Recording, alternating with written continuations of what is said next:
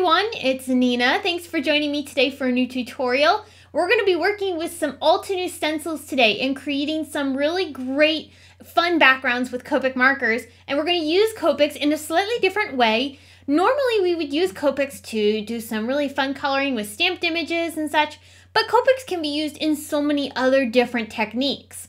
Today's technique is going to be using them like an alcohol ink. Because these markers are alcohol based, they do react just the same as alcohol inks that are on the market. So I've got some Copic markers here that I'm using with some Yupo paper. Yupo paper is great for working with alcohol inks. It's a non-porous surface that's made from plastic, so it's not a traditional paper. This is a very smooth coated surface that really reacts well with the markers or any alcohol inks in particular. So I'm going to be taking those markers and I'm going to start coloring over this paper, blending the colors together and creating a really cool variation in color tones. So these particular markers are blending together on the paper, and as you can see, when they start to meet each other, they start to almost kind of push and wick at each other and creates a really unique effect. If you have some areas of your coloring where you have multiple shades mixing together, such as blue and purple, and your colors start to contaminate the other markers, that's okay. You can go ahead and take those markers and just scribble them off on a piece of paper. So once I've created these backgrounds, I'm just going to do a little finishing touches here and there just to make sure I get the colors blending the way I want them to. And then this is where the fun and magic starts to happen.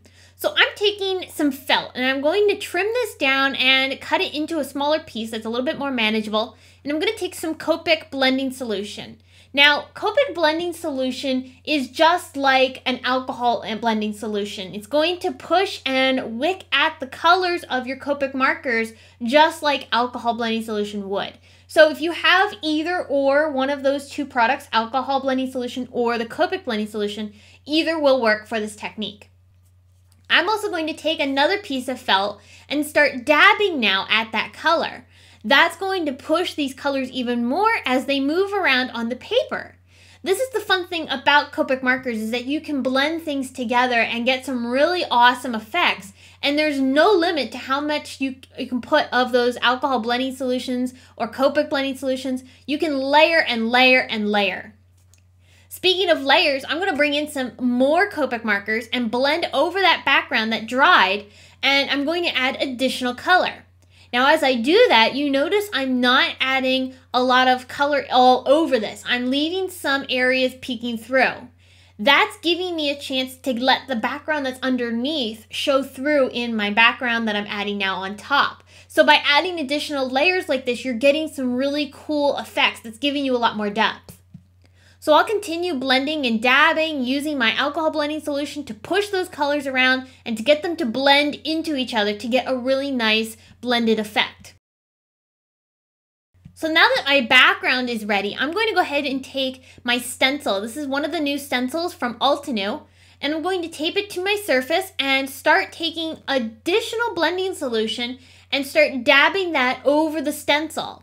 With the stencil now in place, we're only getting the color to blend in those particular areas. So when we remove the stencil, you can see that it lifted and pushed the color around, but yet it has that gorgeous texture still underneath because we only used it in certain areas. Now, all of these techniques have more of an abstract effect because of the type of application that I'm doing here. I was using a lot of blending solution because I wanted it to be a little bit more abstract and not quite as perfect as you might want for other techniques.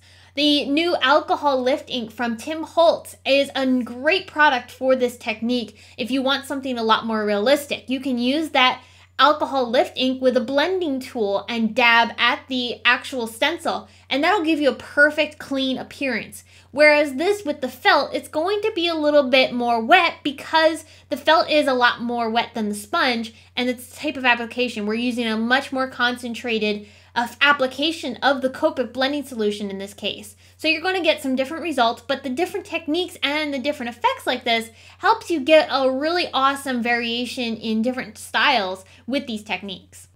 Now how about some other techniques that we can do with Copic markers and stencils? Let's take a look. Here I've got a background that I've already created with some Copic markers, and I've played around with it and got it to look the way I want.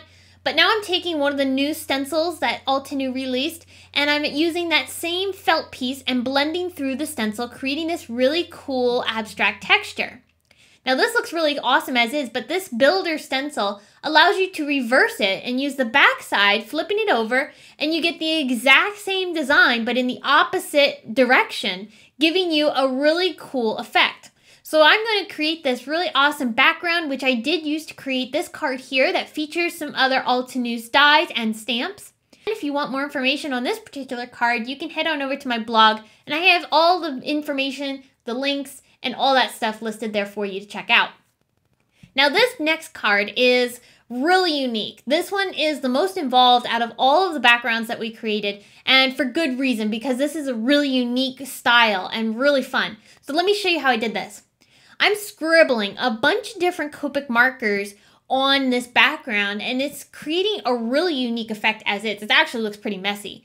But I really love the look of it because it's going to give you a really awesome galaxy effect once we start blending these together.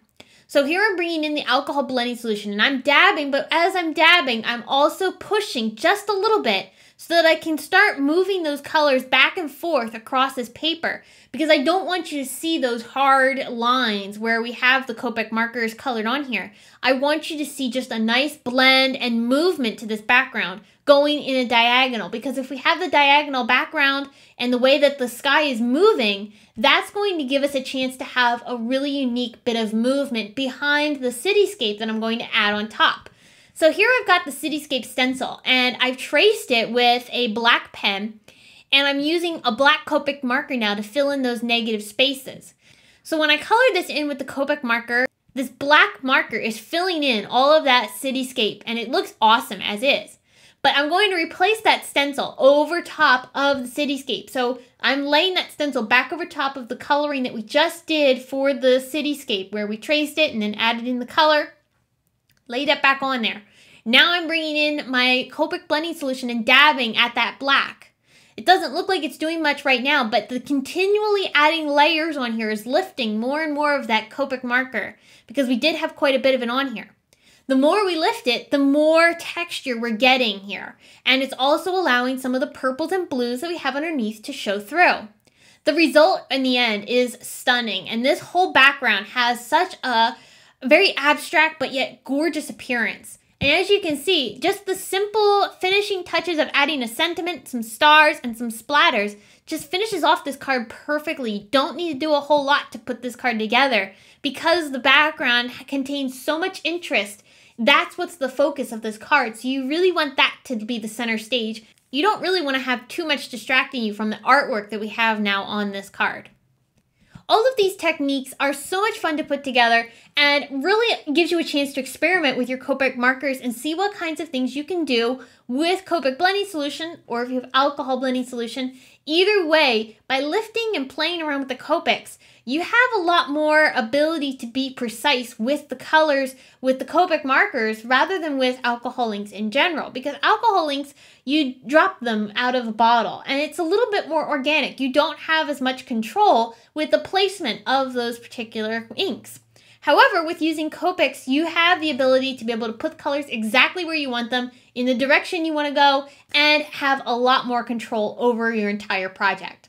So I hope that all of these techniques have inspired you to create with Copic markers and create some really fun alcohol ink styled backgrounds.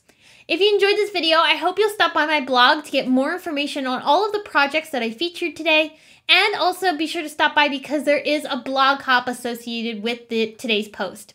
Thanks so much for tuning in. I'll be back again very soon with more inspiration for you, and until then, have a great day.